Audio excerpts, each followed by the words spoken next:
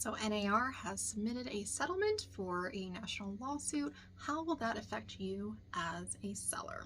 So you may have heard rumblings over the past couple of years about this lawsuit and this weekend about the potential settlement. So I wanted to come and give you a brief overview on how this would actually affect you as a seller, right? So let's get down to it. So I'm going to do a little bit of background information first and kind of how commissions work, because the media is putting a lot of misinformation out there. And honestly, the first one is something we've heard for decades at this point, and that is that the agent gets paid 6%. No, we don't. Even if we agree to a 6% commission, we don't get paid 6%, right? So the lawsuit actually started because most of the time we split that commission, let's just say in half, with the buyer's agent. Okay, so the listing agent now only gets 3% and the buyer agent gets 3%. But that 3%, we don't get to keep that. Not by a long shot. No. First of all, we are independent contractors, okay? So taxes, a third of that is gone immediately, right? Second on that list of things we have to pay from that 3% is our broker.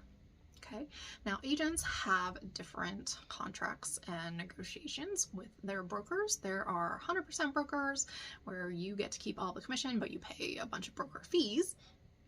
There are kind of commission splits, are what we call them, that range from literally 5%, 10, 15, 20, 30, 40, 50, 60, 70%, especially if you are a new agent. Your broker is taking a lot of that money because they're training you and basically doing the work right along with you for a while, because you don't know anything as a new agent, right? So they're taking a lot. So I would say average across the industry, probably between 20 and 30% of a commission split that they're paying to the broker off the top immediately, right? Then, of course, we have all of our expenses. So as a listing agent, I have more actual cash going out the door than a buyer agent because we are doing the marketing on your home. So we are doing professional photography, videography, marketing, social media ads. We are doing postcards. We are doing the flyers for inside the home. We are spending a lot of money. My average cost just for photos and video, we do 3D floor plans, walk through all of these things, is just over $1,000. And I have to pay that out of my pocket before I have even sold your home, before it's even on the market. I'm paying that money. So that is a risk to me, right? Because if your home doesn't sell, I am out that money. That is why commission-based salespeople tend to make a little bit more than if they were just an employee, because they have a lot of the risk, okay?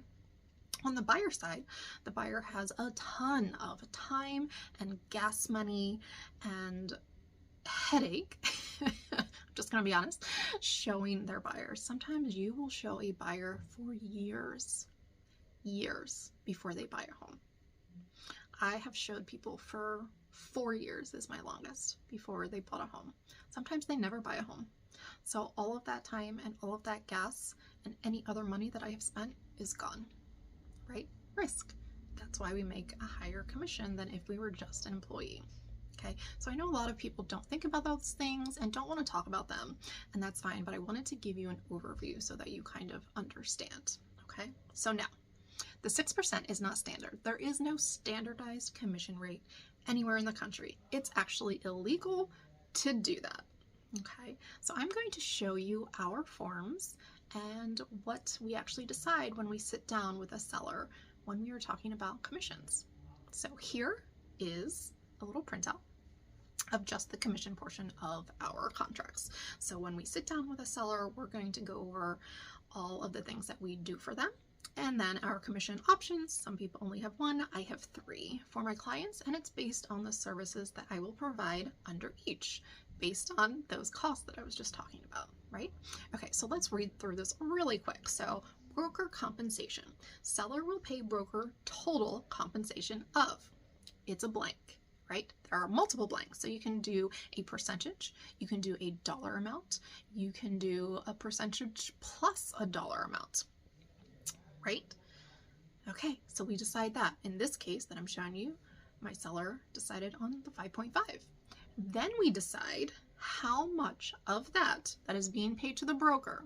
So the broker in Virginia is sharing this commission with the buyer agent. They're saying, okay, we have agreed to take this much from the seller, and now we're going to agree to give this much of that to the buyer agent. Okay? So the buyer agency compensation is an amount taken from broker compensation, right?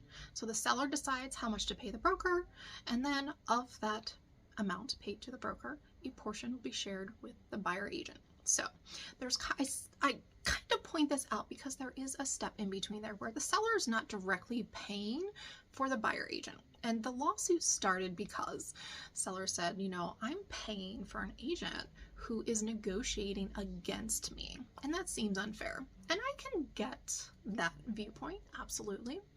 But there's also the viewpoint that the sales price of the home is being paid for by the buyer, right? The buyer is bringing that money. Whether it is a loan or it is cash, they are bringing that money and paying the entire amount. And then from that amount, a portion goes to pay the agents. So isn't the buyer paying it? So I think you can see kind of both ways why this came about, and everyone has different viewpoints and everything.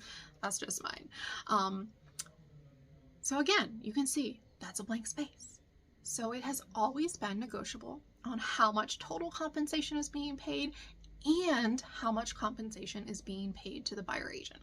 So the lawsuit to me had no valid point because that has always been negotiable. This settlement offer, it is still negotiable. It is not illegal for a seller to pay a buyer's agent. It is not illegal for a buyer's agent to ask to be paid by the seller. None of that is illegal. The settlement does not make any of that illegal, right? What does the settlement do if it doesn't do that? Settlement really only does one thing. It says we are going to remove the commission from the MLS. Okay, so right now, today, if you go to Zillow or Redfin.com or Realtor.com or the MLS directly, if you have a search set up from your agent, you will see this. There is a buyer agency commission line that then has the amount, whether it's a percentage or a dollar amount. The only thing the settlement changes is that will be taken off the MLS. You will not know. If you are a buyer looking on a website, you will not know if the seller is offering a commission. The seller can still offer a commission. That has not gone away. You can offer no commission, absolutely. You've always been able to offer zero commission. That's always been an option. So that is not changing. The only thing changing is it will not be listed on the MLS. So then we have a couple of extra steps that will have to be taken, right? Because the buyer agent probably needs to know how much they're going to earn, because the buyer agent has an agreement with their buyer that says you're going to pay me this much commission. The seller may be offering an amount, and if it covers what we have agreed to, we're all good. If it does not, you have to pay me the difference, right? So that is information that they need to know, because the buyer needs to know if they're going to have to pay a portion of or all of what they have agreed to pay their buyer agent. So what are they going to have to do? They're going to have to call, right? They're going to have to call us listing agents and say, hey, is your seller offering anything? What are they offering? It's an extra step. Now, we don't know, because this will not go into effect until July if the court approves it. So I am absolutely positive we will have more forms and all of those things to deal with, but we will have solutions to let the buyer's agents know how much, if anything, is being offered. So it's really just going to be an extra step. Now, for the sellers that think I will save money now and just not offer a buyer agent commission, I will not allow the broker to use part of the money that I'm paying them to pay a buyer agent, which is valid. You can do that. You've always been able to do it. And what I've always told my clients still stands. You should absolutely offer to pay a buyer agent commission for two and more, but two especially big reasons. And it's kind of 1 and 1A. So the first thing is that your buyer pool, if you do not offer compensation for the buyer agent, is going to be much smaller. Why? Well, because the buyer agent has to get paid, right? They're doing a job. They need to get paid because that's how they make a living, just like you at your job, just like me at my job, right? They have to be paid. So if you're not offering any compensation from the money that the buyer's paying, and the buyer has no additional money or not enough to pay an agent, your buyer pool has dropped significantly. Because when they reach out to me and I say, seller's not offering anything, what are they likely to do? If they have zero money, they're going to go to the homes that are offering it, right? So they've knocked yours off the list. They're done. They can't buy your home, right? Now, they could come to the listing agent and say, you know what, I'm just not going to have my own agent. But the smart buyers and the smart sellers know that they need someone fighting for their best interest in this transaction because they don't do this every day. They might be a new buyer. They've never bought a home before. They have no idea the process, what they need to be asking, what they need to look at, what kind of inspections they want to do, all of those things, right? So the smart ones, they're going to have an agent. Even if it lowers the number of homes that they can buy, they're just going to concentrate on those homes.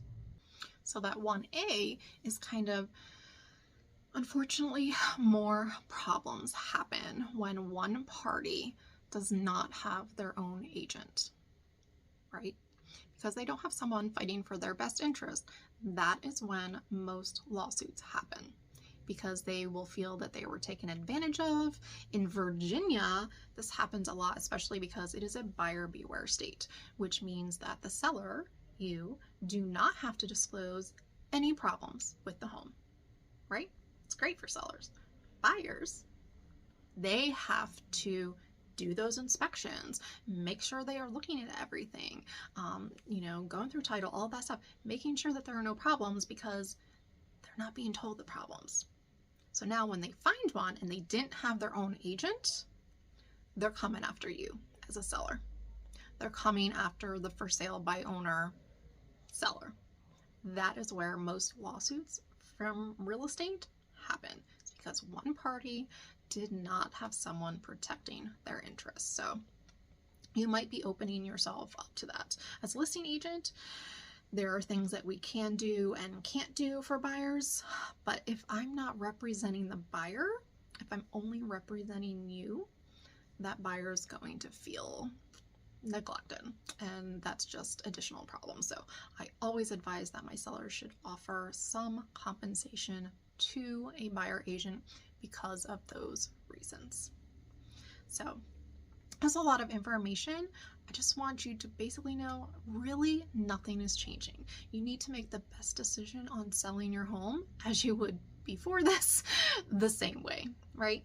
You want to hire the best agent who's going to do the best marketing, who understands the area, all of those things, and you're going to negotiate your commission with them the same as you did before. And then you're going to negotiate what is going to be offered to the buyer agent the same as before. You've always had the opportunity to say no. I don't think it's a good idea, but I'm sure I will have a seller that wants that, and we will work through that process. So if you have any questions, please reach out. This is a lot. I know there is a lot of misinformation out there. So if you have any specific questions, I can show you the actual documents from NAR and the lawsuit and everything, so you can read everything for yourself. But I'm here if you have any questions about this or anything else in real estate.